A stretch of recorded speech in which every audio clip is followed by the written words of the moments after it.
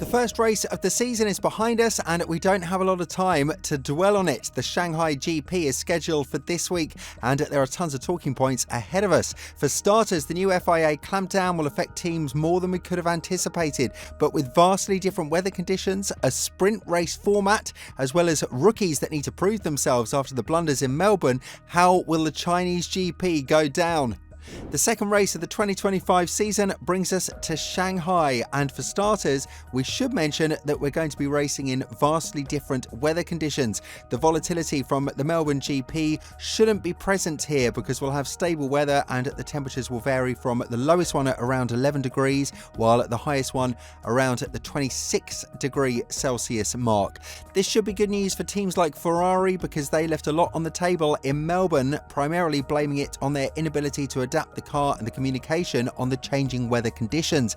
With the rain not posing a serious threat for the entire weekend, the sprint race event brings an opportunity for smaller teams to score points and to keep themselves in the fight for the midfield, as every point counts for them. But this is not just an opportunity for them, it's also a massive chance for the other squads to grab valuable points and to narrow down the lead of McLaren, which is now seeming like a team in another dimension on the track. And if we're to look at the broader perspective of things, the primary talking point of this weekend would be the new FIA directive regarding the rear wings of the cars. One of the most controversial talking points in 2024 continued into 2025, and not only did it continue, but it got prolonged right after the first race in Melbourne. Although all cars were claimed to be legal, the rear camera footage provided more than enough for the FIA to implement stricter tests and close the rear slot opening from 2mm to 0.5mm. Due to the timing of the rule change, the FIA will tolerate around 0.25mm of further opening,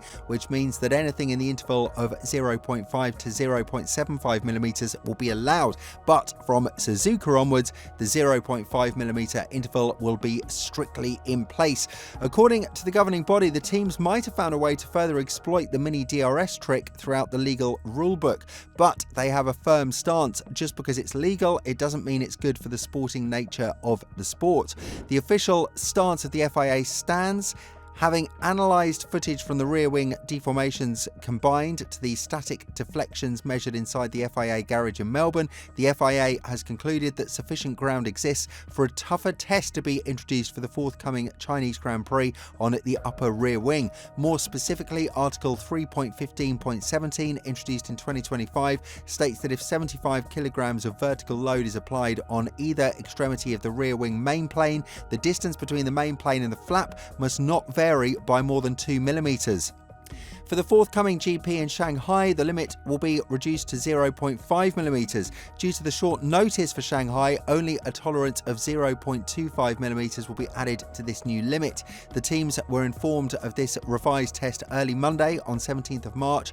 The FIA wishes to further confirm that during the Melbourne event, all cars tested against the requirements of Article 3.15.17 and found to comply. Therefore, all cars raced in Melbourne were deemed to be legal. Two teams that are expected to have struggles in Shanghai regarding this matter are Ferrari and McLaren, and it's one of the primary reasons why Red Bull are in belief that they can close the gap to the Woking-based squad in the second race of the season. The initial projection was that they were slower, around half a second compared to McLaren, but in Australia that gap seemed to be around 0.3 per second on dry conditions. The race itself, however, gave a different picture, a full 1-2 domination by McLaren until the rain shook things up and stripped us of a fair battle for P1. But nevertheless, if the conditions remain dry and the new regulation is as big as the Austrian team hopes, the Verstappen factor is definitely going to be in play for the race win. We've seen more often than not that Verstappen doesn't need the fastest car on the grid to prove that he can be a world champion, and if they can get proximately close to McLaren after the latest rear wing clampdown, then the championship battle is all but over. Of course, 0.4 of a second qualifying deficit is a bit too much in Melbourne, and Verstappen knew that he was nowhere near the MCL 39, but that could change rapidly starting from China. Still, to believe that other teams haven't used the rear wing concept in their own advantage is a bit of a far-fetched scenario, as not everything revolves around McLaren. If we're to analyse the cars in Melbourne, we can see that Sauber has also used the same rear wing concept as Ferrari and McLaren, and the rule being changed is not done to stop a potential domination from McLaren. If you remember what happened in Hungary in 2023, Aston Martin brought a legal rear wing, but it was banned because of the breach of the sporting rules that it posed at that time. Many fans find this intriguing because the sport prevents innovation and any attempt by teams to extract more performance under these strict regulations. But nevertheless, that is the reality that we live in, and according to Bernie Collins from Sky F1, teams will find it very hard to adapt to these changes because they are all but minor ones.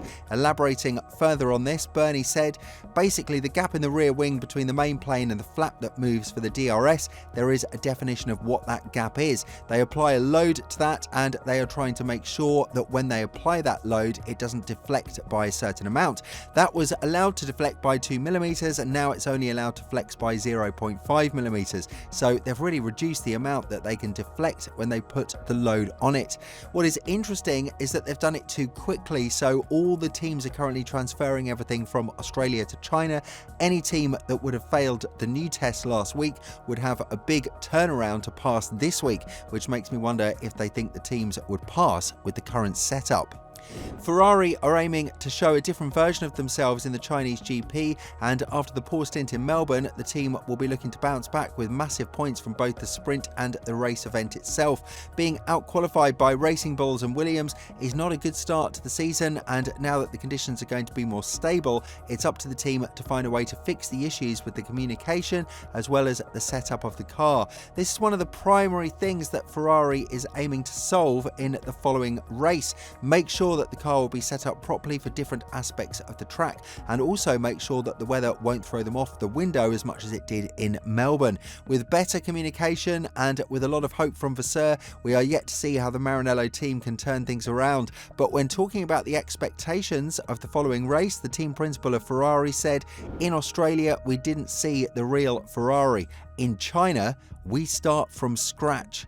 Another very interesting talking point ahead of the Chinese GP is the performance of the rookies. Apart from Antonelli, who had an amazing showing after starting P16 and finishing P4, and Behrman, who managed to finish the race, the rest of the newbies have a lot to prove in the second race of the season, but primarily the focus will be on Liam Lawson, who is the most experienced rookie with 12 races under his belt, and at this time there won't be the excuse of variable weather conditions presented to him and his team. Even before the weather changed left, right and centre, he was in a no man's land, and the crash after turn 1 was just a poor gamble that his team took.